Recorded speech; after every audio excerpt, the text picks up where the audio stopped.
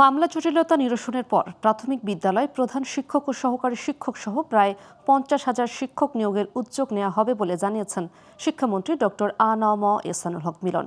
দুপুরে নোয়াখালী বিজ্ঞান ও প্রযুক্তি বিশ্ববিদ্যালয়ের 20তম বিশ্ববিদ্যালয় দিবস উদযাপন অনুষ্ঠানে তিনি একথা বলেন।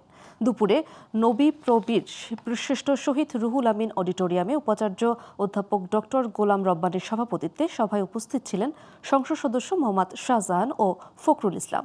শিক্ষামন্ত্রী বলেন, বর্তমান সরকার দেশের শিক্ষা ব্যবস্থাকে যুগোপযোগী করতে কারিগরি শিক্ষার সম্প্রসারণ, প্রযুক্তির ব্যবহার বৃদ্ধি, শিক্ষকদের প্রশিক্ষণ এবং দক্ষতা ভিত্তিক পাঠ্যক্রম প্রণয়নের উপর গুরুত্ব দিচ্ছে।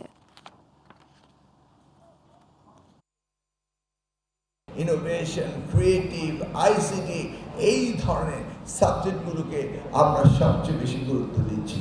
ইউরোপ, আমেরিকার মতো, ক্যামব্রিজ, এমআইটি, হার্ভার্ডের মতো কনসেপ্ট নিয়ে আমাদের প্রিয় নেতা তারেক রহমান আজকের প্রধানমন্ত্রী তিনি এগিয়ে যাচ্ছেন এবং সেই দিকে আমরা যাচ্ছি।